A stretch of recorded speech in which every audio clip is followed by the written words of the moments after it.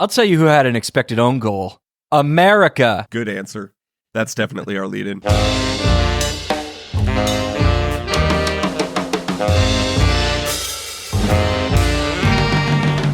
Hello, and welcome to Expected Own Goals. Rock, chalk, chalk, rocks. Playoffs. That's a playoffs Kansas reference. Oh boy. I'm your host, Eric Morgan. I'm Evan Davis. Pray tell, to what could that possibly be referring regarding the Chiefs or the Royals? It doesn't. It's the University of Kansas. Rock, chalk, Jayhawk is the chant. Ah, I see. But we just had a playoff where the teams where we rocked chalk, and the chalk teams walked and rocked. Rocked. More or less pretty hard. Rocked out really hard.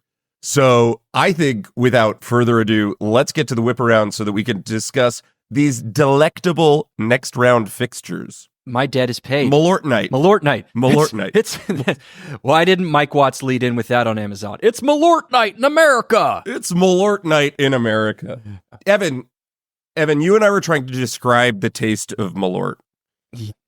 What is your, as you've sat with it, what is your feeling? I mean, there are just so many. Jason Sudeikis in a movie once called it a burnt condom filled with gasoline. That's what it tasted like. John Hodgman once described it as used pencil shavings and heartbreak. And for me, it was. I'll describe to you what the taste of Malort was like. I had a debt to pay. That if the Chicago Red Stars scored a goal in their playoff match against the Orlando Pride, I had to do a shot of Malort. They indeed scored a goal. It's easy to forget given the 4-1 demolition that we'll discuss in a minute. But you posted it on our socials, and my half-sister texted me saying, "It looks like your soul is leaving your body." That's what Malort tastes like. Yeah, I would describe it as... Would you say it was like grapefruit and asphalt? Yeah, this delightful mix of grapefruit and asphalt. Fresh, hot asphalt. Yeah, that's really what Malort reminds me of. It's like they're filling potholes on the Dan Ryan Expressway. Fresh asphalt. Yeah, like a Florida construction crew is filling potholes on the Dan Ryan Expressway. That's what it is. Because the Florida construction crew part laid waste to this Chicago team. Holy hell, that game. Yeah. Evan, what are your thoughts? Let's pop off a couple records here. So it depends on which XG model you want to look at, but we're an ASA partner. ASA also goes back to 2016 with XG data. No one else goes back that far. Orlando Pride, even if you include the penalty, 4.45 XG generated. That is in a sample of nearly 1,200 games since 2016, and that includes regular season, playoffs, Challenge Cup, 2020, all of it. In almost 1,200 games, that is the second most XG a team has ever generated in an NWSL game. And number one gets there because it was a San Diego Wave game in 2022. There were 2 penalty attempts. So that's how they get above Orlando. Or obviously there was 1 penalty in this game, but still, 4.5 XG. That is number 2 all time since 2016. And the plus 3.0 XG differential in that nearly 1,200 game sample is 12th all time. Yikes. Since 2016. That is the level of beatdown that Orlando put on Chicago. Barbara Banda, 1.76 goals added on her own. That is an all-time record in a single game. 5 quality chances from Barbara Banda. Orlando as a team had 7. So Banda created 5 of the 7 quality chances that the Pride had all night. Non-penalty variety. Like, this just was a slaughter. It was the biggest and brightest example you could have for why this 8-team playoff field in a 14-team league is not a competitive idea. Maybe 7 teams, maybe that's another conversation, which we'll get onto with Washington and Bay in a bit. But this was the one of the 2 best teams in the NWSL playing against a team who should not have been there. Yeah, I think the Banda number, when it was all said and done, in addition to the 5 quality chances, it was like 2.87 XG per Opta on 7 shots. Yeah. And it had been 2.85 XG on 6 shots before she took a pot shot. Like to boost the numbers. Yeah, at the end of the game. It was just like, until she took that pot shot, she was just like on an all-time XG tear. And yeah, that 1.76 G plus in a single game. I mean, what was Temwa Chewinga's G plus for the season? It was... If you don't adjust for positional average, it was per 90, it was something like 0.6 or 0.7. Yeah, so she had a triple Chewinga. Something like that. She had a triple Chewinga on a night where, you know, you need to have the biggest performance. I think that there had been, to a certain extent, some concern that there'd been like a Banda drop-off. The level of performance just kind of hasn't been there since the Olympics. Understandable. Moreover, Orlando really sewed up the Shield early, and so the urgency there wasn't there. And I think maybe in both of our heads, there was like creeping concern that this team that we'd thought of as like one of the best all season, maybe just like wasn't in the right vein of form, and maybe just hadn't played a competitive enough fixture. And frankly, they ended up in a fixture that was not competitive enough, but they did show up for this one. When you play a bad team, you don't always post a +3 XG differential on a 4-1 scoreline. That doesn't always happen, but it happened on Friday night at Turncoast Stadium. I also wanted to mention, so people, when they look at, especially like a raw G plus figure, usually we're referencing like, what's your G plus above your positional average to help cancel out some of the noise that can come where attackers can really rack up a lot of G plus. But in a single game, it's, you know, you're trying to tell the story of the game, so it's better to use the raw version. How should you think about a stat that can sometimes feel a little bit abstract? Think about it like this. Our buddy Kieran Doyle at ASA, he explained it to us thusly. Think about like one unit of G plus is like one goal toward your goal difference. So if you think about it like that, Barbara Banda putting up 1.76 G plus means that like the overwhelming majority of that plus 3.0 or that +3 goal differential that they ended up having, it comes from her. Like nearly 2 units of that +3 goal differential is Banda's fault, as it were, or you can credit it to Banda. That's the kind of performance that she put up, because it wasn't just the shooting, it was the dribbling, it was the receiving, it was everything that you would ever want out of a striker. It's one of the all-time great striker performances, despite the fact that they were beating up on a really poor team. The individual XG she posted in this game reminds you that this was actually a really unlucky performance for her, and she ended up with 2 goals. Like, that's right.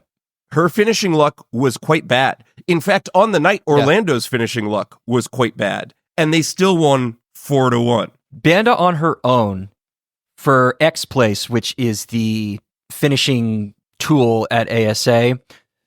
Again, it's very good as a descriptive thing. It doesn't really tell you anything about true talent or skill or predictiveness.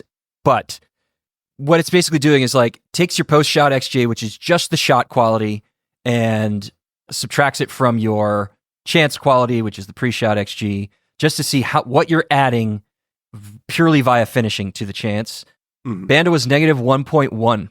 Yeah. That's how much she was losing through just finishing, which she doesn't have as much control over as you want to think. And to say that, like, truly, I have watched way too much soccer in my life.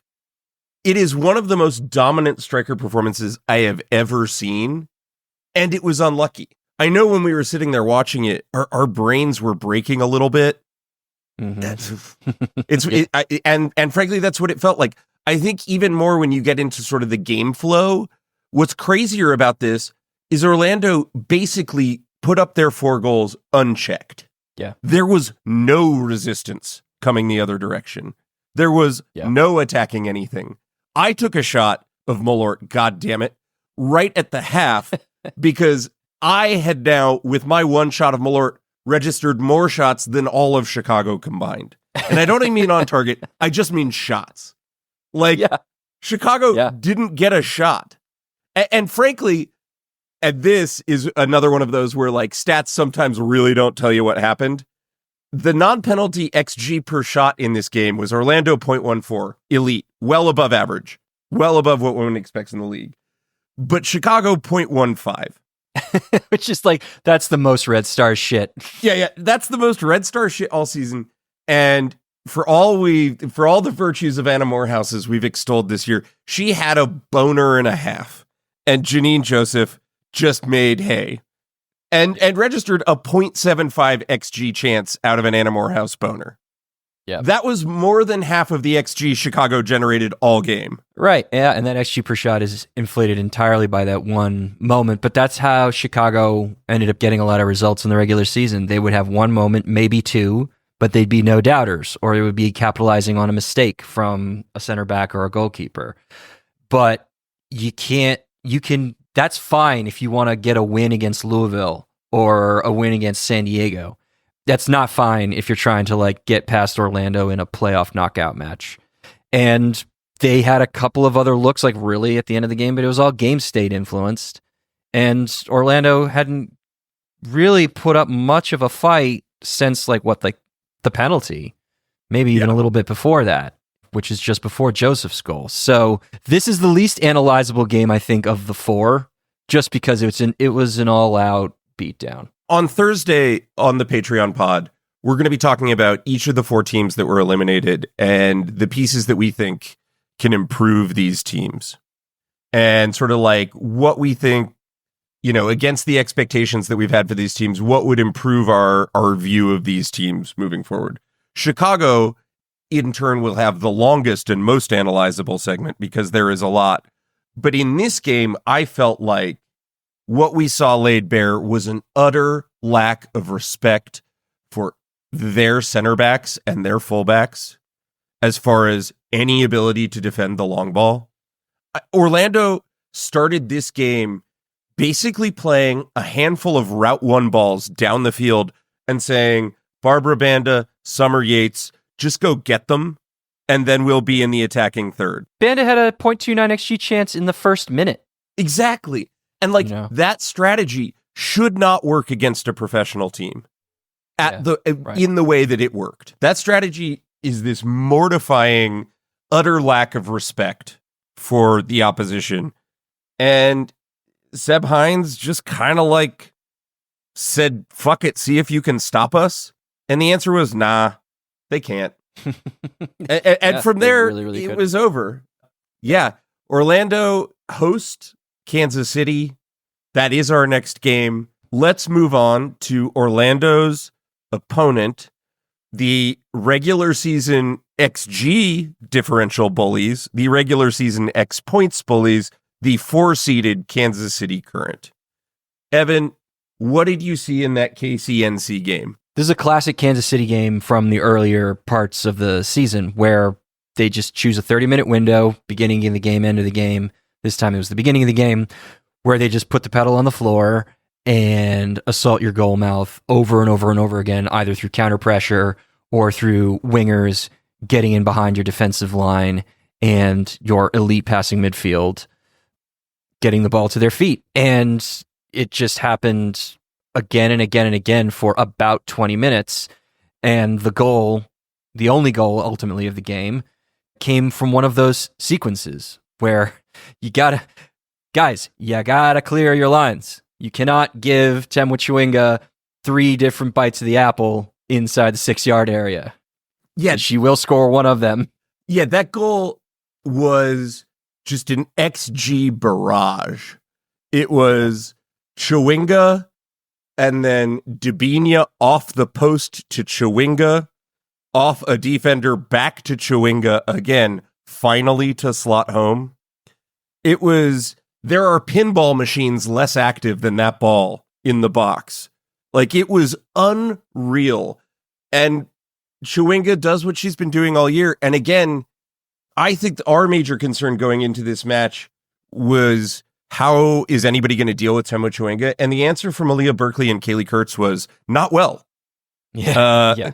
Right. And Kaylee Kurtz, who we've both thought of as right up there with the defenders of the year, basically got skinned alive over and over again throughout this game. And the Sean Nahas possession experience a great prog rock band and a decent tactical approach against bad teams does not work when you are playing a team as competent in the counter press as Kansas City. Well, and I think that the Courage could have had a shot to get back in this thing by the way that Kansas City likes to use that counter pressure, which they took a long extended break. Some might argue for the rest of the game after that first 20-minute barrage. And that is a weakness for a team that isn't as good as Kansas City. Because I think there were times when I watched it, or maybe some fans watched it and thought, wow, North Carolina's really putting it to him. Kansas City's got to be cleaner. They got to be better. They're getting sloppy.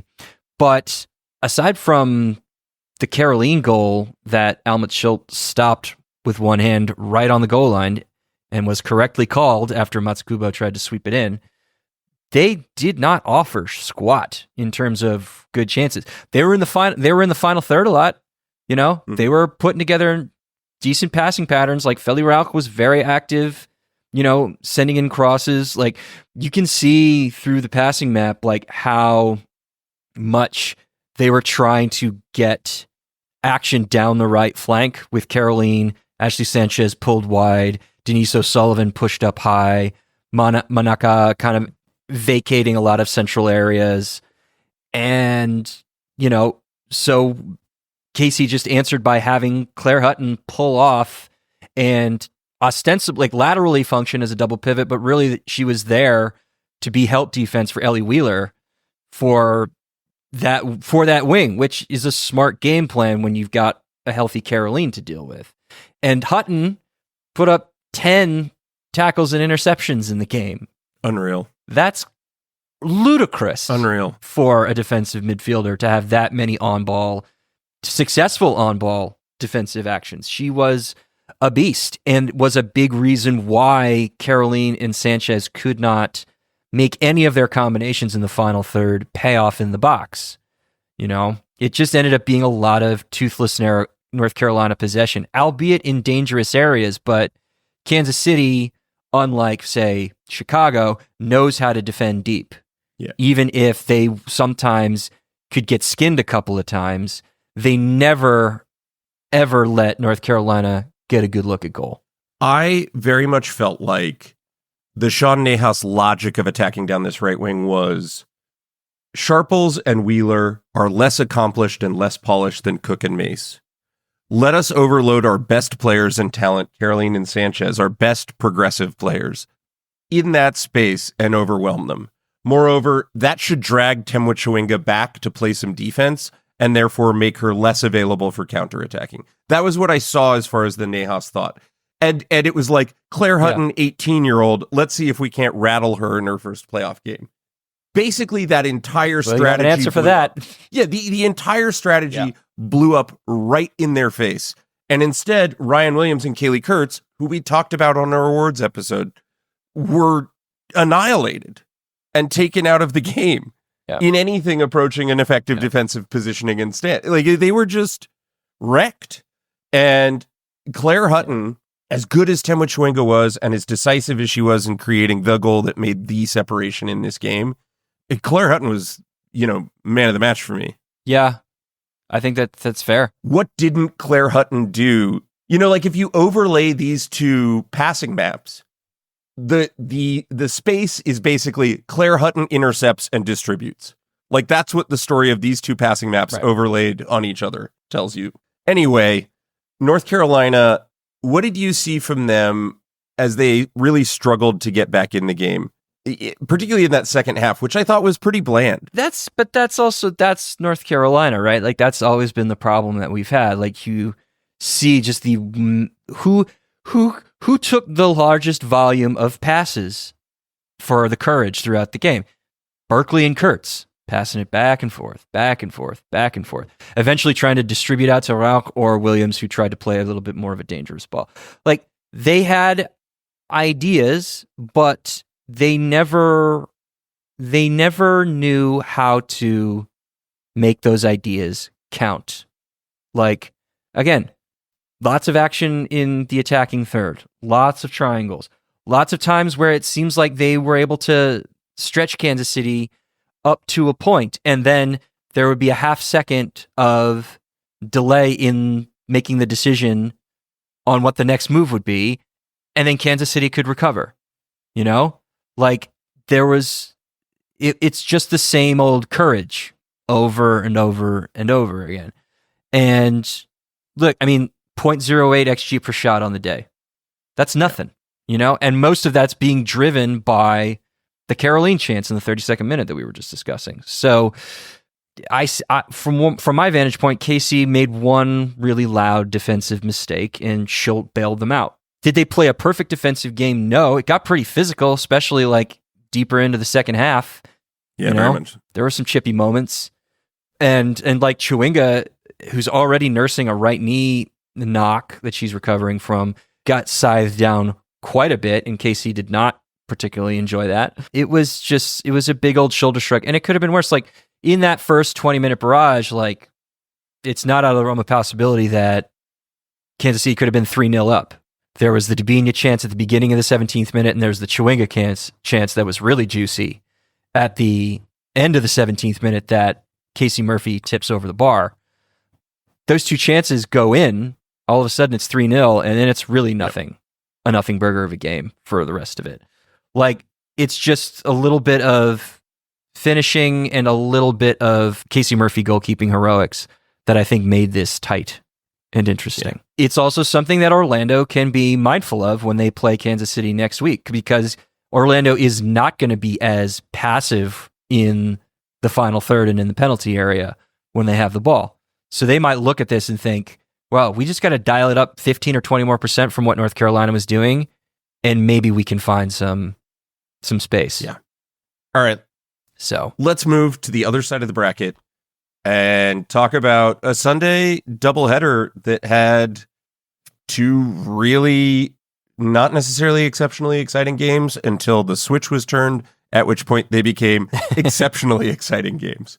Let's sort of around the same time too. Maybe like Bay a little bit later than Gotham Portland, but same score line, same like very close to the end of the game winner for the home side. Goals that came in rapid succession of each other in that second half barrage. Like, it's very funny, all the parallels that we saw. Yeah, and again, as we talked about earlier, games went chalk. Home teams went 4-0 this weekend. The top four in this league proved that they were the top four. So Washington Bay. Mm-hmm. Evan, how did you feel about this one? That Bay could walk away feeling like they beat themselves. Yep. I mean, obviously the own goal, the Caprice Didasco own goal in the first half of extra time is literally them beating themselves, but they played really well for basically 85 minutes. Like, they did not give Washington a lot of good looks. Yeah, that's right. It was hard for them to penetrate Washington's defense with any type of regularity as well. I mean, it was just a very attritional match where every punch kind of was met with a counterpunch. Like, Jonathan Heraldez moved Casey Kruger over to the right-hand side in order to manage Rachel Kundananji, who is playing on the left. Then Albertine Montoya moved Kundananji over to the right to try and gain the advantage on Gabby Carl. Interestingly enough, Heraldez didn't switch Kruger back to her more natural left side, which I thought was kind of intriguing. But yeah, there was just always some kind of a tit for tat. Like, Heraldez had Heather Stainbrook pushing up, forming kind of a double 10 with Courtney Brown and allowing Hal Hirschfeld to be like a single pivot destroyer to gain some sort of numerical advantage further up. But that also then just meant Tess Bodie dropped in with Dorian Bailey and Kiki Pickett and formed like this impenetrable three that did not allow for any type of central movement, which is where Washington wants to hurt you when they get in transition. So there was just every move was answered. And aside from, a couple of flourishes by Trinity Rodman, like, this game was very stagnant for about 80 minutes, which was, that was good for Bay because they were going to need to always figure out ways to control a match where they were going to have arguably the best counterattacking team in the league, or one of the best, flying at them. So to slow them down for basically 85 minutes is a real testament to Bayes and Montoya's game plan. They just couldn't, like, they had one decent opportunity. I think it was around like the 20th or the 21st minute. It didn't turn into like a great shot, but that was maybe the one thing you could knock them for, is that they couldn't get past Hirschfeld. They couldn't get past Carl or Kruger. Like, Kundananji could never really solve the Casey Kruger conundrum, which is why she's flipped over to the other side, which also gave us some opportunities to see, Trinity Rodman kind of dragging herself all over the field, as you suspected could happen. She kind of did it, especially in the second half and in extra time. Yeah, it was just a real grubby game, kind of a tough watch until Oshuala broke it open in the 82nd. Yeah, I thought what was so fascinating about this matchup is the parallels and similarities that we saw matched all over the field. So we ended up with Oshuala and Hatch playing effectively the same role, which was like this lead striker, low volume ball to them, but essentially this marking piece that the opposing center backs had to be mindful of all game. And then these sort of like the free roll creative player, the Kundananji and the Rodman, hunting open space to on both sides of the field constantly, putting in incredible high work rate shifts. But Kundananji looked dead on her legs by the end of the game, and Rodman just does Trinity Rodman shit. But even she looked exhausted. She fell over the ball at one point toward the end of injury time, and I was like, "This is a new style of time wasting." It's clever. I'm a fan. But yeah, there was just such the two teams felt often to me like they were mirroring each other. Yeah, very much so.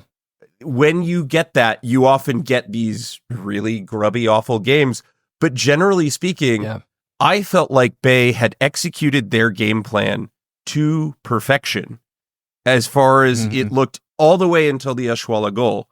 And frankly, I think, like you said, Bay is unfortunate. Maybe they didn't beat themselves.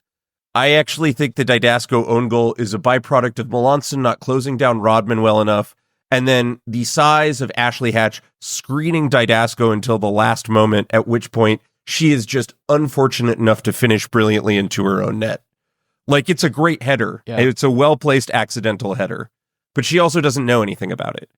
That said, the real key for this game was the mental lapse that we saw on the McKeown goal. And these are the margins when you're a team trying to get an upset on the road in the playoffs. You just are like one mental lapse and one very good pro away from being in deep shit.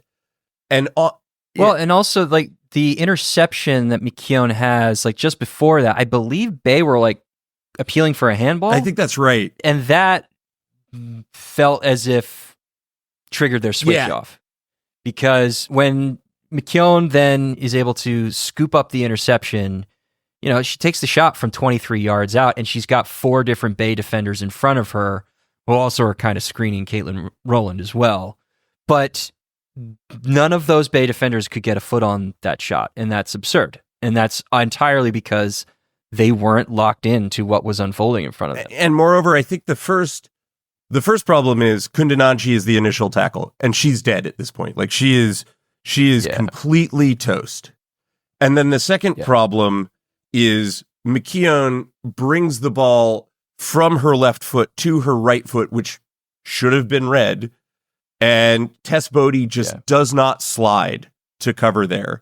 And I think you could say that Kundananji was appealing for the handball, but Bodie had enough time to see McKeown make her cut and get ahead, as did Emily Menges have time to step forward and to deny space there.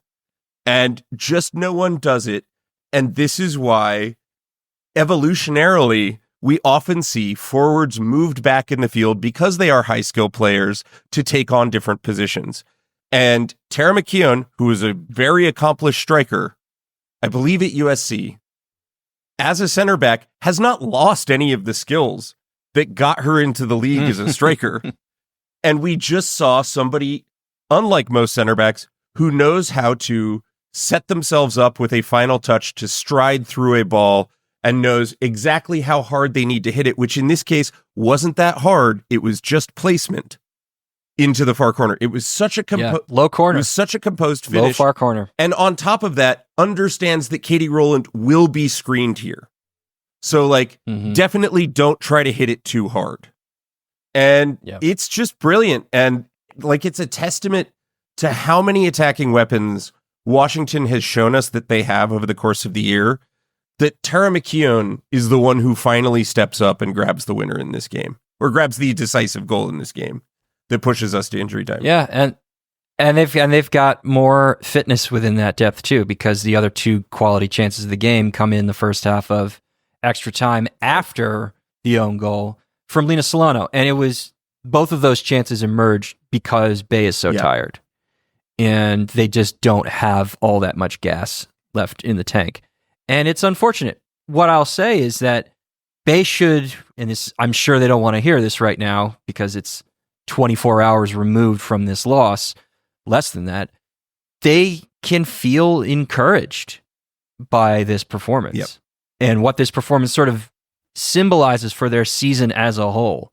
It sucks that they lost, and they lost entirely by their own doing, but I think if you had said around Memorial Day during that international break that Bay FC would put in a performance like this in the first round of the playoffs on the road, I mean, bitten your hand off, most Bay fans probably would have, based on where they were. So this does signal real progress and a roadmap for how they can retool and get better next year. Yeah. Not to patronize them, but yes, that's exactly right. This Bay team had a yo-yo season, high expectations from the jump, miserable rock bottom, change and alteration, additions of really key pieces, Dahlkemper, Hawking, but kind of after they'd already figured it out. Hawking, by the way, excellent key pass to set up the Oshuala goal. Yeah, and also, maybe she should have started. Maybe she should have been in the 11. Actually, we could debate this one because I think it was perfect that she didn't, because I think Bay's game plan was to do what they did to Washington and to grab that goal further on. And Hawking's fresh legs, I thought, were an advantage when they brought her on. That's fair. And then it's just a lapse. It's just this defensive lapse. Right. Maybe Bay is not as unfortunate as Washington is fortunate.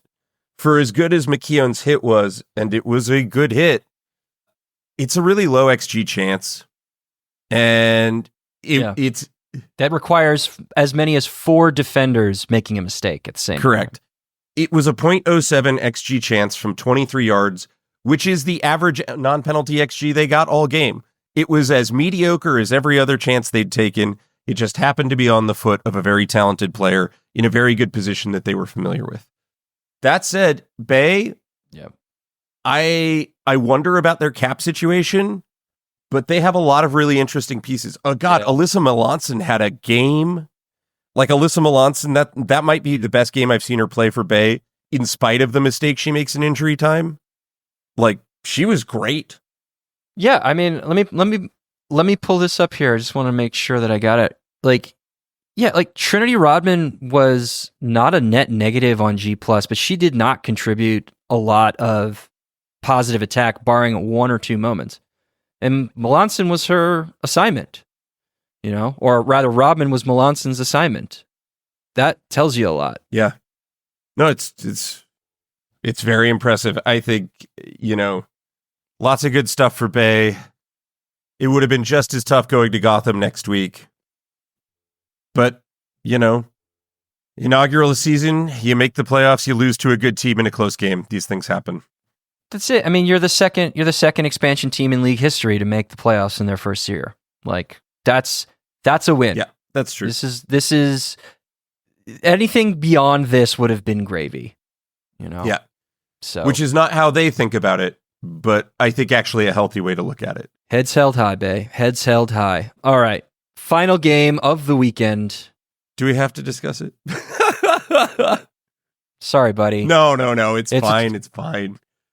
Portland in Christine Sinclair's final moments as a professional soccer player. Oh, God. Saw the Portland Thorns go down 2-1 in front of an all-time record crowd for the Gotham franchise in their first ever home playoff game in a 15-year franchise history. Yeah.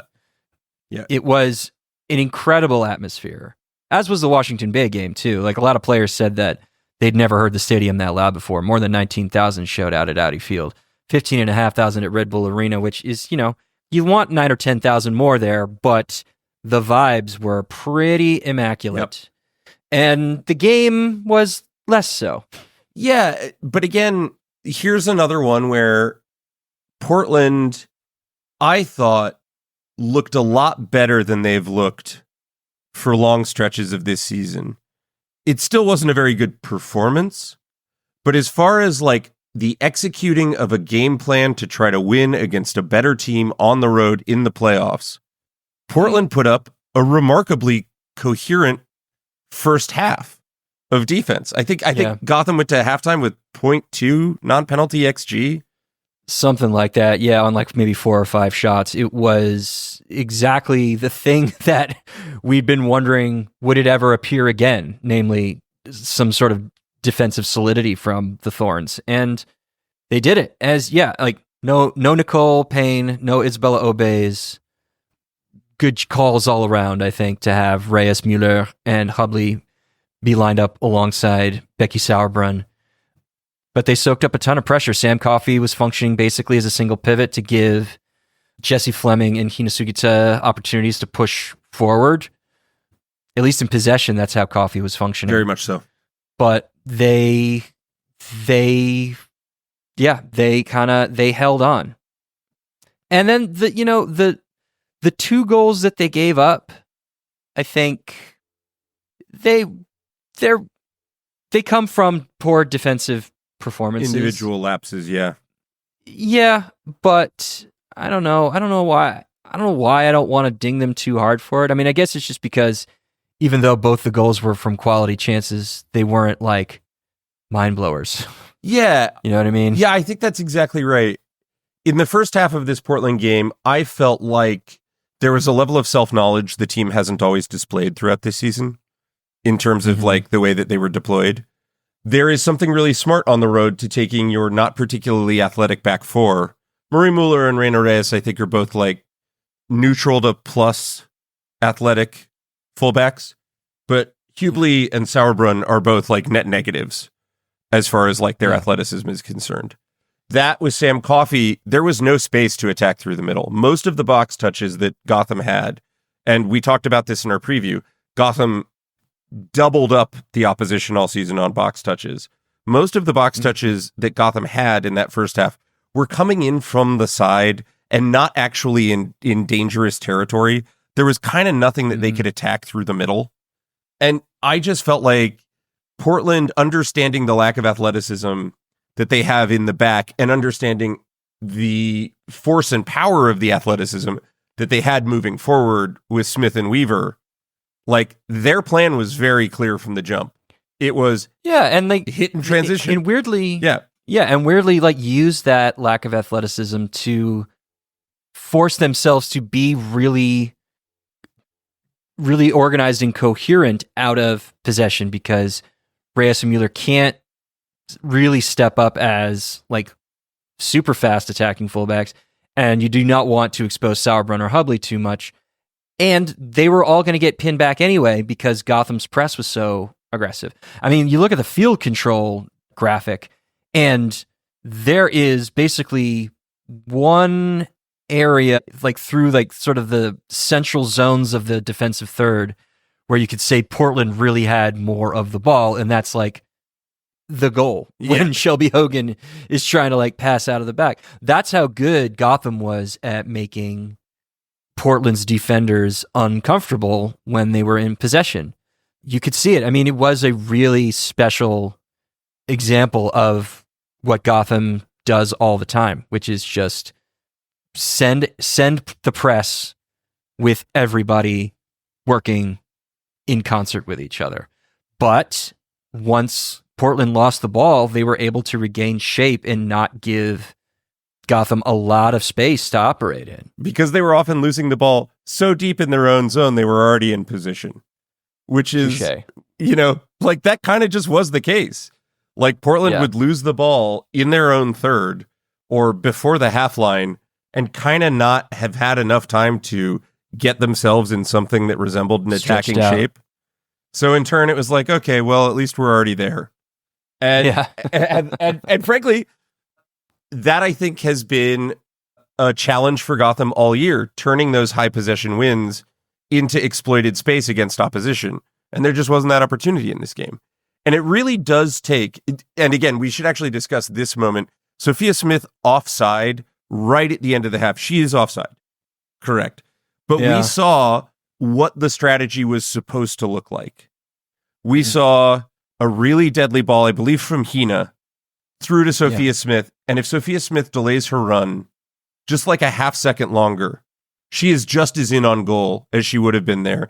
And Berger, who is already off her line, just kind of wouldn't have had a chance.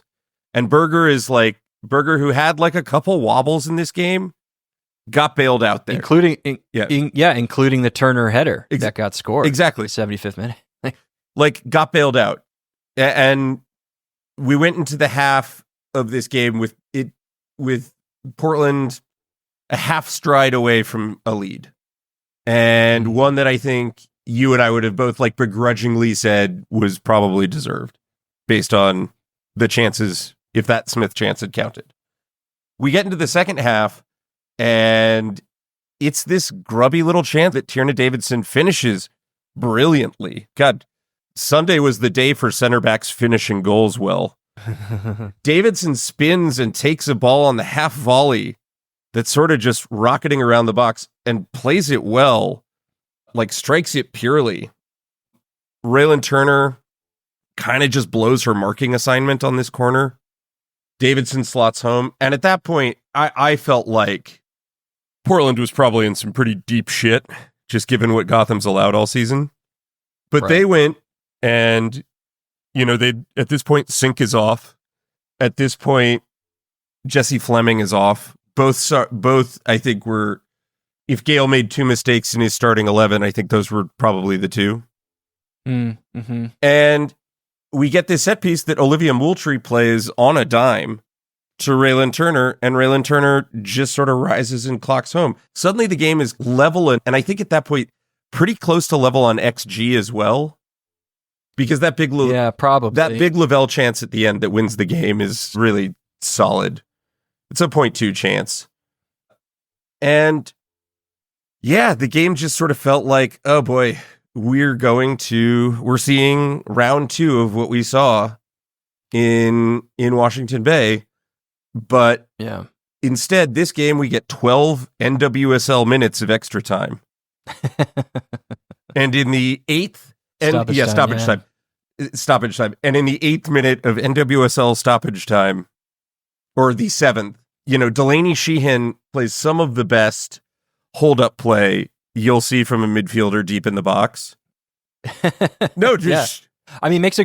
Makes a great box crashing run to create that opportunity in the first place. Yeah, and there were questions about why she hadn't started. Again, like Hawking, there is value to some of your better players being a lot fresher and being able to make those runs, because Delaney Sheehan probably isn't making that run with 96 minutes in her legs. Well, especially because she was listed as questionable. Exactly. So that's why she didn't start. And then all of a sudden she's there to, make a fainting box crashing run to receive the pass and then hold off, 2 different Thorns defenders? Correct. In order to create the space for the cutback, and everybody's ball watching and ignoring Lavelle basically just in front of the penalty spot. Yeah. Who sweeps it home. For as good as Moultrie was on the set piece, Moultrie gets caught not being touch type to Rose Lavelle.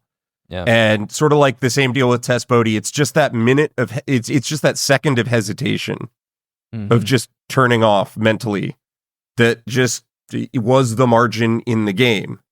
And it really, again, is sort of the only moment all game where you could say that Portland played badly on defense that went beyond just like a single individual mistake. Mm-hmm. You know, like you could say about the Davidson goal or something. Like that's the only time where it felt like Gotham were truly incisive on Portland's defensive setup.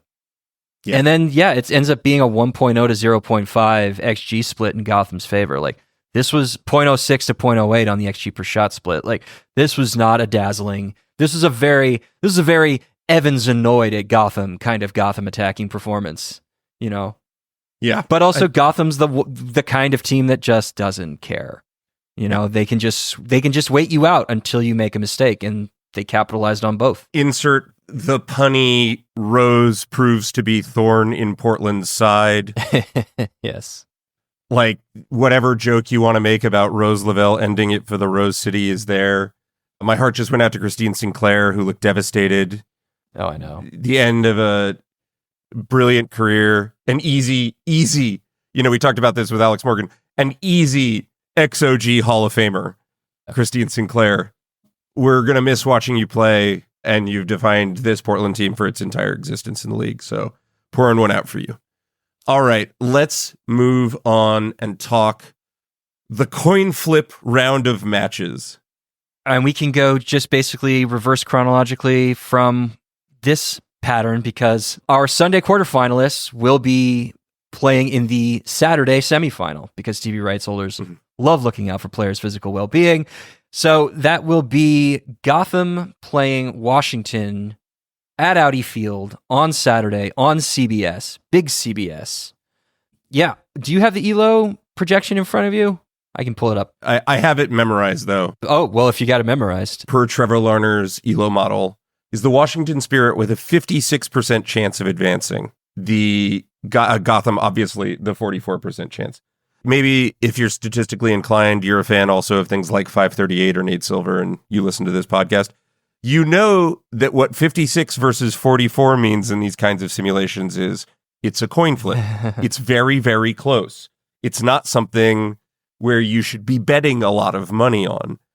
And I think this game falls basically perfectly in line with that. We're in for a very, very tight fixture between Washington and Gotham. Evan, I don't mind that this is the Saturday fixture, by the way, because at least these two teams played on the same day the weekend before. Like, it is the same amount of rest. There is a fairness to that. I think Kansas City with a day less rest and travel is a bigger deal to me than this. I also just don't think there's a lot of unfairness here regardless. These are pros. They often play midweek games. You know, this is not a flight. This is a train or a bus. They'll probably fly anyway, but it's like a very short flight. Yeah. Yeah. It's not enough time for drink service. It's that kind of flight. Yeah. Right. It's 30 minutes. It's 30 minutes. It's on the Acela corridor, as it were.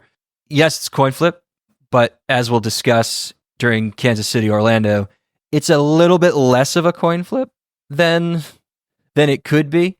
Sure. It could be Kansas City, Orlando. That's right. Yeah. So, you know, the model does think that Washington maybe has a little bit of an advantage. Kouassi will be available for the semifinal. That makes the 56% feel a little bit more substantive to me, that you have Kouassi, Hatch, and Rodman being the front three. Also, Lacey Santos, probably going to get the start rather than coming off the bench. That really changes the dynamic. Hirschfeld is demonstrating that maybe she has more solidity as a single pivot, you know, taking some of the defensive pressure off of Heather Stainbrook, which is probably useful given her youth. That makes me feel a little bit more confident that Washington maybe has a slight edge here. And they're playing at home, like whatever like small element of that 56% is the home field advantage. It's still there. Yep. So I don't hate this. And also, the Spirit won the XG battle on their head-to-heads during the regular season. Plus 1.8 non-penalty XG differential across those two matches.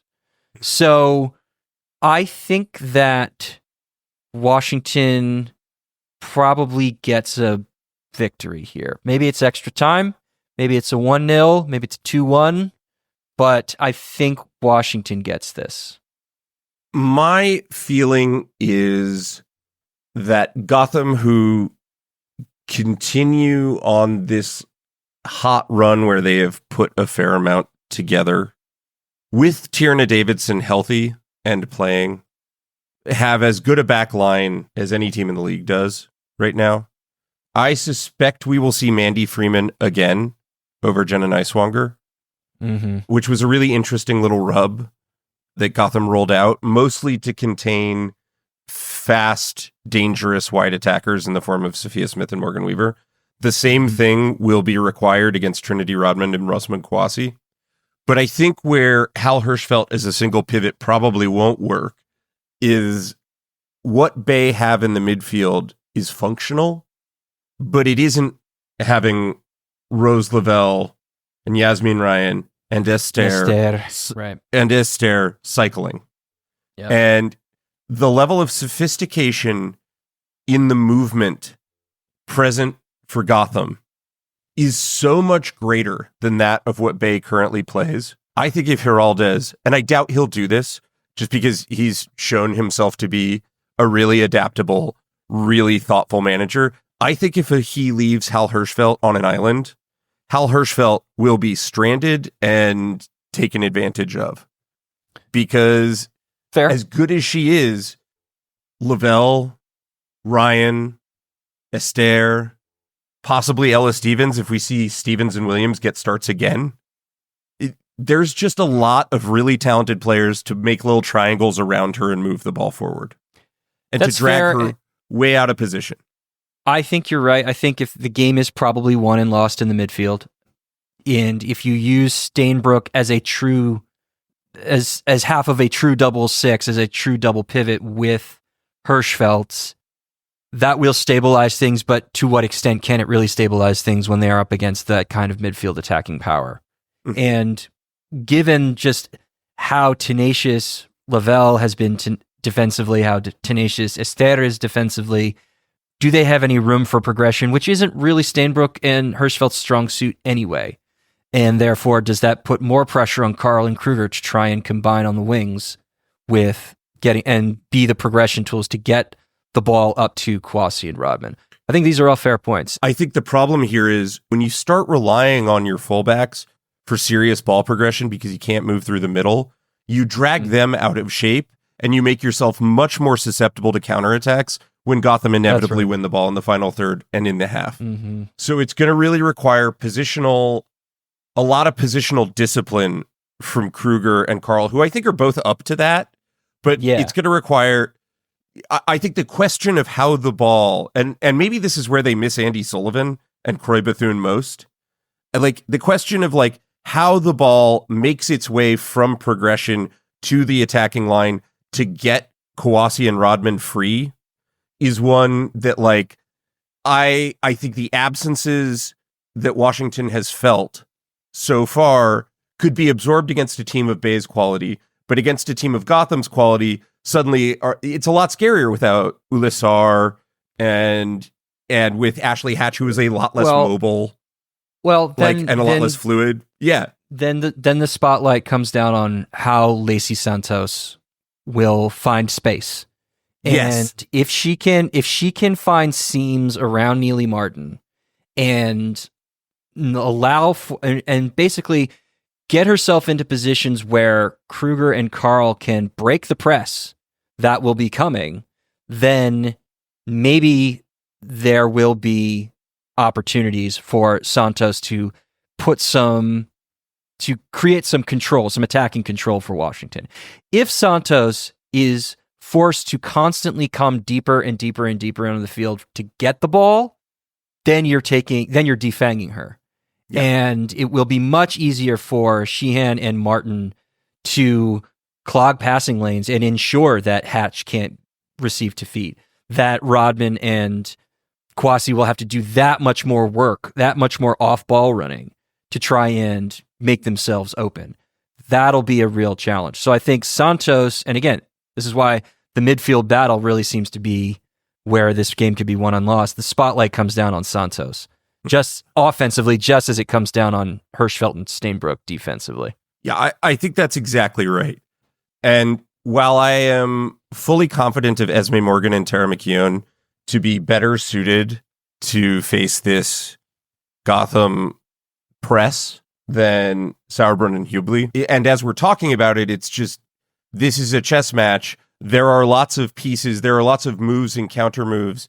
These two very intelligent Spaniards can deploy. To use a Juan Carlos Amoros and to reference XOG guest Jesus Botillo and your article from last year, we know Gotham play chess. I got a feeling we were looking at a really, really tight grandmaster match with a lot of pawn sacrificing and positional astuteness. I imagine, for the coin flip weekend we've got ahead, this is the match that I think, based on past performances and based on how these teams tend to set out, that we can hope for fireworks. I think this is the match actually most likely to be really grubby and really ugly. And that is really saying something considering what we saw from Orlando, Kansas City round 2. Yeah. Then let's talk about Orlando, Kansas City round 3. No. Let's go on the record here. Evan, who do you like in this match? I told you Washington. You like after everything Washington. I said. Yeah. I'm going to stick to my guns as I've done all season on Gotham, but I think this is as close as it's ever been. As far as this is a really good Washington team. I think Trevor's ELO model has been really on point for a while now. And if you want to say it's marginal advantage Washington, I'm not going to fight it. My gut says Gotham grabs this, but it's gut. It's nothing else. It's so even. All right, let's move on. Yeah, this game, which is even more even, because the ELO model's got a 53-47 odds split, slightly in Orlando's favor. Yeah. 53% odds for Orlando to advance to the final, 47% to Kansas City. This really is a coin flip. There is no daylight in any of our more advanced tools trying to predict what's going to happen here between these two teams. Can't even look to the season series either. We know what happened in Kansas City just before the Olympics break with all of the physicality, with the challenges, with the cards, and Orlando kind of just squeaking through, and then basically coming to a stalemate in the reverse fixture at California Pizza Kitchen Stadium. And the XG differential, the non-penalty XG differential was plus 0.4. That's a draw, Yeah. That's straight up just a draw. So where can this game be won and lost? Tell me. I mean, for me, Carson Pickett's going to have to start. She can't sit on the bench again. It's fine to use her as a sub against Chicago, but you can't tie your hand behind your back against Kansas City the way you did. Against Chicago. I mean, we are long on the record as Carson Pickett stands. Anytime Carson Pickett doesn't start, there is at least an eye roll from both of us. I agree with that. I also think that Carson Pickett is going to be fundamental in actually pinning back aspects of Kansas City's attack. I think as both a progression tool and as just an attacker herself. For me, this game, and this is the dumbest thing I'll probably say this week, is about our two superlatively talented African strikers who can break the game open on their own with raw athleticism, going up against two defenses who get to play who get to play their own team's respective superstar in practice every week. There is no better rep that you could have for facing Temwa Chawinga than facing Barbara Banda in practice. There is no better reps you could have for facing Barbara Banda than facing Temwa Chawinga in practice. Maybe Rachel Kundananji. I don't know. But it's close. And I think the question here is about where both teams are able to find space for them and are able to free them up to get the ball. We've seen both Chawinga and Banda. Banda we saw deployed dead through the middle against Chicago. I suspect, given the solidity, given what Claire Hutton's been doing, given Lola Labonta, given just sort of the talent that Kansas City has, and now the Sharples Cook backline, I think we're going to see Banda making diagonal runs out wide to try to get possession, because I think there's just not going to be a lot of fruit to be had through the middle. You're not going to be able to do, Orlando's not going to be able to do what they did against Chicago. They can't just launch balls over the top. Kansas City's far too sophisticated for that. And I think Kansas City is also fine ceding possession in this game to an Orlando team who are fine dominating it. Yeah. I think the Kansas big City's question, bread and butter. Yeah, exactly. I think the big question is, can you overwhelm the center of the park for Kansas City? Can you overwhelm the Orlando midfield, which I think at times it isn't the most athletic midfield. It isn't the most talented center of the park team in the league. It's the one place where I sort of look at the team and I go, yeah, this is like kind of the team we thought wasn't going to be bad, but wasn't going to be great this year, and see space to exploit. And I just think Kansas City's midfield is stronger in this instance. I think that's right. Angelina has been a very good progression weapon for them. Absolutely. Has been able to be a tool to give Marta some assistance in feeding the forwards and finding seams as you move the ball into the attacking half. And Haley McCutcheon becoming a central midfielder again has helped gum up the works. But there is, I mean, like you say, like this, you're now having to deal with Debinha and DiBernardo. Vanessa DiBernardo, and that's a very different ask. Mm-hmm. Not to mention the fact that, like, as we're alluding to, like, you need Carson Pickett to absorb the Haley Mace, Michelle Cooper 1-2 punch. Mm-hmm. So, it's just like these teams are so evenly matched. I know. That's it's so thing. funny. They play so differently, and that you'd think that would actually make it easier to discuss with regard to what we're dealing with here. But there are the way that DiBernardo can play any position in the midfield means that she can be freed up to clog central areas if Orlando swings things around in transition or even tries to, like, build out. If Angelina and McCutcheon or Angelina and Morgan Gotrot or whoever Hines decides should be the central midfield pairing, DiBernardo can swing the other way and be the extra body to try and stretch that out. Mm-hmm. That is a really, really useful tool to have, which is why,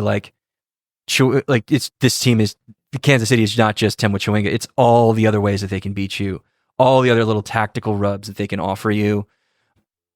You know, like, who do you pair with Banda up top, I think is an interesting question. I don't think Ali Watt had like a super great game against Chicago. Summer Yates might not be available. That's true. And it also makes you wonder, like, why didn't Adriana start? But maybe it's the same thing with Pickett. Maybe you just want to rest her until you really need her.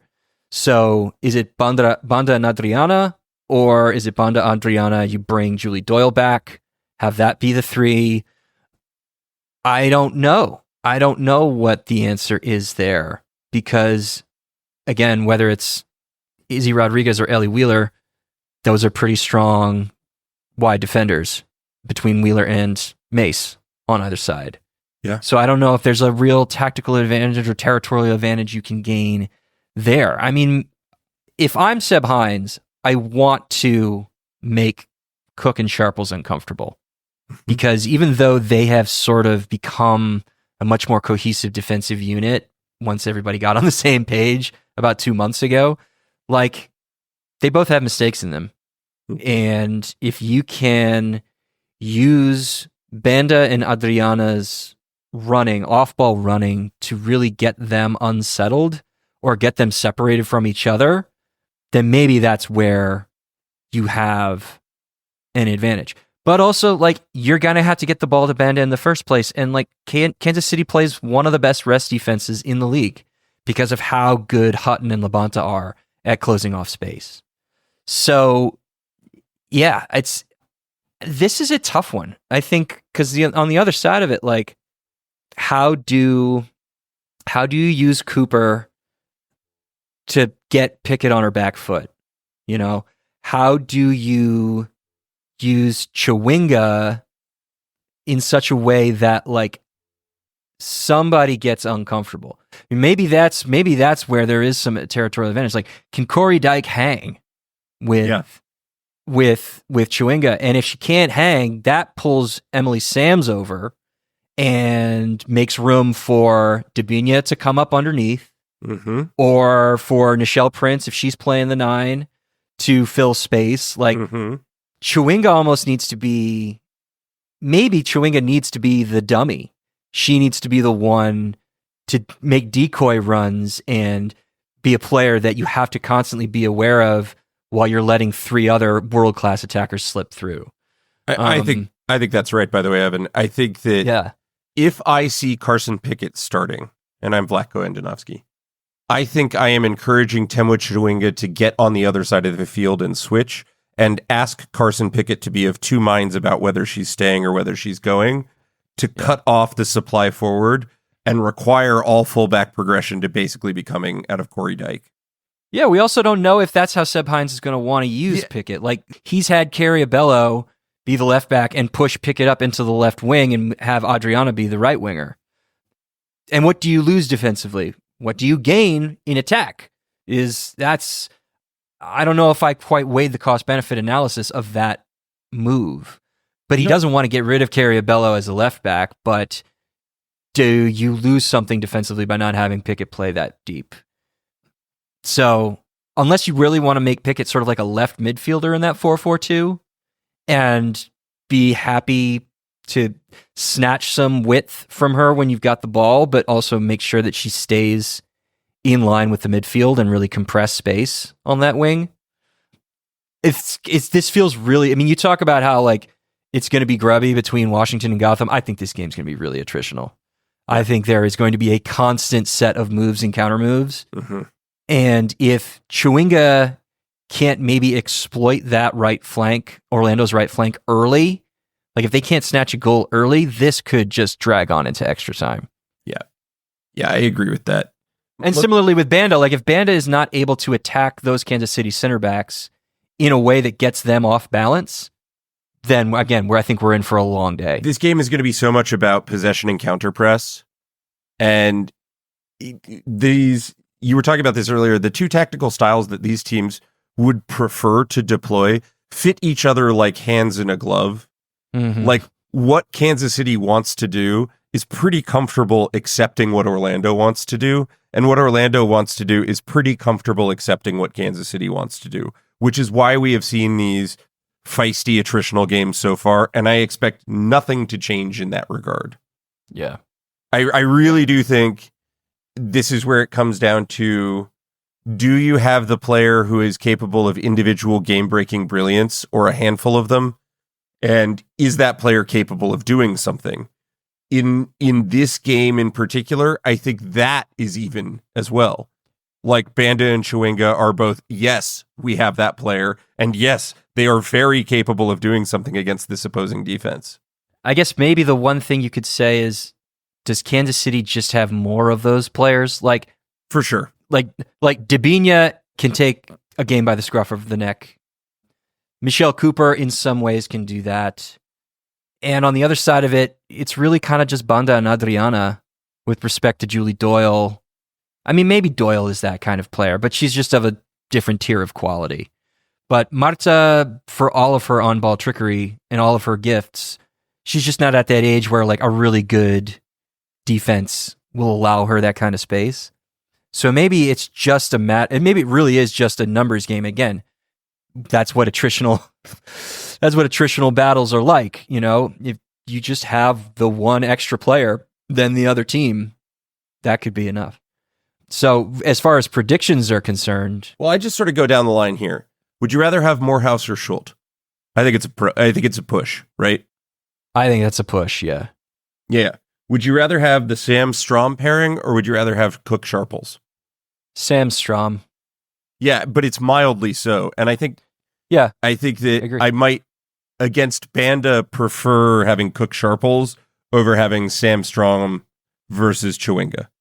Yeah, fair. But it also gets into what the fullbacks do. And I would much rather have Mace, Rodriguez, and Wheeler to pick from than Abello and Dyke if Pickett is moved further up or stays on the bench. Yeah. Then we go to the center of the park, which is like, would you rather have the McCutcheon Angelina? Would you rather have Hutton and Labonta? Yeah, Hutton, Labonta. Even though Angelina and McCutcheon are probably better progression options, Kansas City doesn't need them to be better in that regard. Would you rather have that sort of Kansas City front four, or would you rather have that Orlando frontish four? Yeah, I think I'd take Kansas City, again, purely for numbers. And would you rather have the Kansas City bench or the Orlando bench? Now that's tough. So this is super close. And I think where my gut goes is probably where your gut goes too, which is to say, in this situation, despite what the ELO model is saying and despite the home field advantage, Kansas City has just been a better team for the length of this season and is just turning in better performances. And frankly, on form, despite what Barbara Banda did in this last round, flat track bullying the Chicago, formerly Red Stars. She took the red from the Red Stars. You know, that's what Barbara Banda did. She put the red to bed, and now it's dead. I'm so sorry. And I think that I would rather have the Chewinga and Co. in attack in a one game than I would Orlando. And I think that ever so slightly tips the scales for me. I agree. I think this is 1-0 in extra time to me. Yeah, I mean, like both teams have enough attacking firepower that this could be 3-2. This game also just could be 0-0 to penalties. I think the defenses are. I'm not buying that level of variation. This feels like whether you pick Orlando or KC to win it, this feels like a 1 goal in extra time differentiator. I definitely think that both Andonovski and Hines have defensive enough streaks in their DNA for this to look a lot like the games we've already seen. And so my gut says we're looking at a Kansas City Gotham final in KC. Yeah. But I will not be surprised by any combination of two teams making it. No, not at all. Not at all. This is when you said, I remember when we previewed the quarterfinals and you say, I'm so excited for the playoffs. Part of me was like, yeah, I mean, I guess so, but it's just like we needed to get past the quarterfinals. These two games are going to be incredible watches, or they're going to be horrendous watches, but utterly fascinating ones. Yeah. You know? I think everybody wins in either situation. These might be for the purist. Almost certainly we will end up with a final that is a little more open and spirited than either of these semifinal games. I suspect that'll be the case just given the possibilities of matchups here. But holy hell, we're in for some nuts ones. So you're taking the Spirit and KC? That's right. And I am taking Gotham and KC. And I can't believe that Shield runners away with its title, and team that I've been very high on all season. I can't believe we're ultimately both taking KC, but I think it's so marginal. I agree. And again, for me, if it ends up being a Gotham-Orlando final, sure.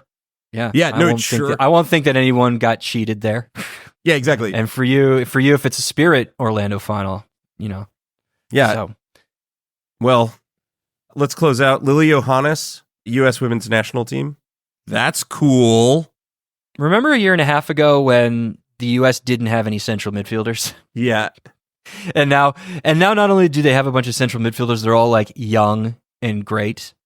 Between Coffey, Hirschfeld, Hutton, and Johannes. Like, that's a hell of a thing. Anything that gets Corbin Albert out of that midfield, I'm a fan of. And Lily Johannes is a step in that direction. Can't wait to see who Emma Hayes picks for the lineup for the European friendlies after Thanksgiving. But we will be back on Thursday on Patreon to talk about the futures of Chicago, Portland, Bay, and North Carolina. If you're not a member of the Patreon, sign up for $6 a month. There's a link in the show notes of this very episode, which you can click on. We're doing a lot of really cool playoff content for the next couple of weeks. So now is the perfect time to become a subscriber. In the meantime, if you are not already following us on all the social channels at XOwnGoals, including Blue Sky, follow us there. That's the letter X, Own Goals. If you feel like we've made an own goal, please email us at expectedowngoals@gmail.com. That's the letter expectedowngoals@gmail.com. And as always, rate us 5 stars, review us on the pod app of your choice if that is an option for you, and tell all your friends about us. Please, if you don't mind. Thank you. Thank you. Bye. We will talk to you on main feed to cover the semifinals next Tuesday. Yep. Bye.